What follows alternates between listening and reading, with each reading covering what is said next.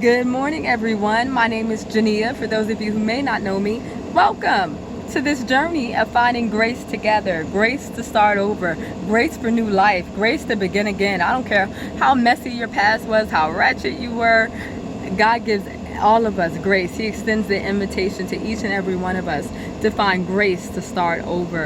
And can I tell you today on my Facebook memories, a picture came up. It was I was just getting ready to graduate from college in 2016, and it was pictures of me when I was younger. It was pictures of me and Anaya, my oldest daughter. She was on the computer with me at the library. I'm sitting next to her trying to get some work done. And as I begin to look at that picture and look at the stories and think about the testimonies, how God just provided over and over and over again. I was 16 years old when I moved to York with a baby. Not only am I going to a new high school and dealing with that, but I got a baby, y'all. I have a child, and I'm in a new state, and my family, my biological family isn't here, and I don't have any friends here yet, and I'm new. It's a new state, it's a new place. I have a new baby, and I'm 16, and it was crazy. But as I look through those pictures today, I'm reminded of how great God's faithfulness is, how He kept us. Let me tell y'all, I used to walk.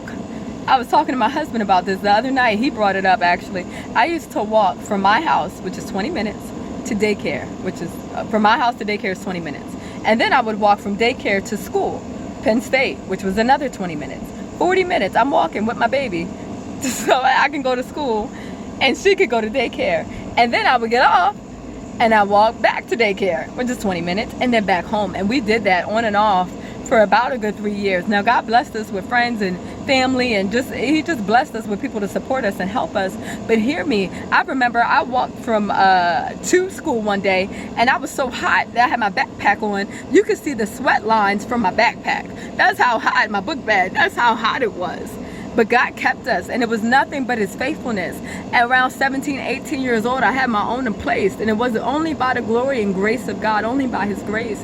But I tell you, in that place, our lights were never turned off. We never wanted for anything. We had food. We had what we needed. I didn't have a car just yet, but we had what we needed. And so I'm in the house and thinking about that song, Great is Your Faithfulness.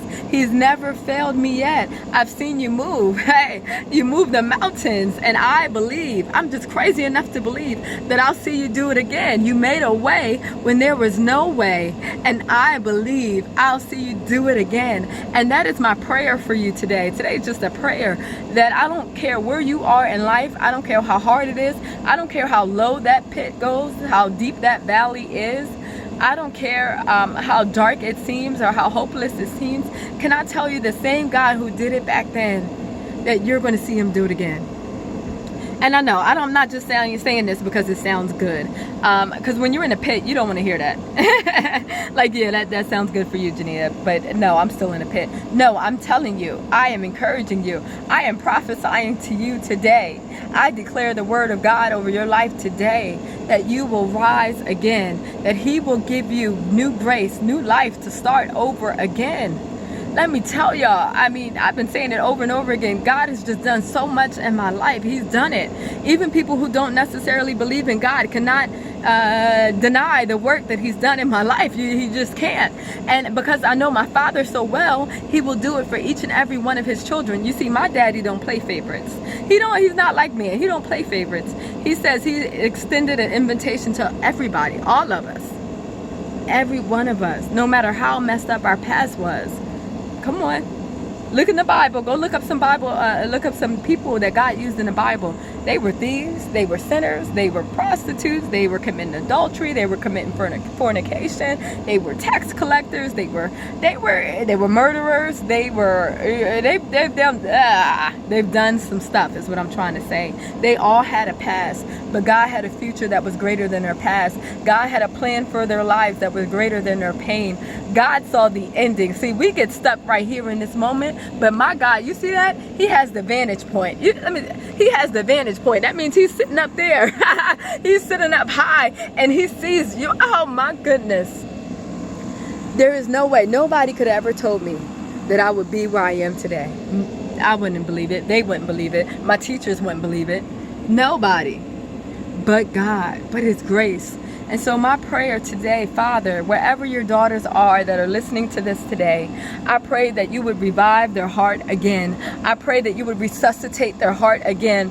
You said that hope deferred makes our heart sick and makes our heart weary. It burdens us down. We feel discouraged. It's dark. It's hopeless. We feel meaningless. We're in despair, my God. But God, just as you were resurrected, I pray, God, that each and every sister listening to this today will hear these words and just take them to heart, that you will resurrect them. Oh my goodness. Well, I'm not telling you something I don't know. He will resurrect every area of your life. Does your marriage need resurrected? My God. He says, stand back. Oh, hear that? Stand back. Clear.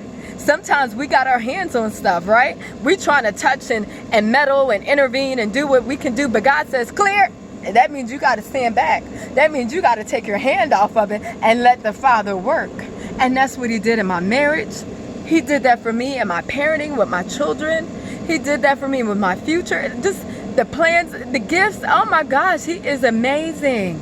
So I pray today that you will take your hands off, stand back, and know that God is going to bring life, new life to whatever that is. That thing that keeps you up late at night, that thing that has you crying in the morning and all day, that thing that has you feeling depressed, like you can't go on, that thing that has you feeling like your life is purposelessness. I don't even know if that's a word. Like it's meaningless, like you're just here by mistake.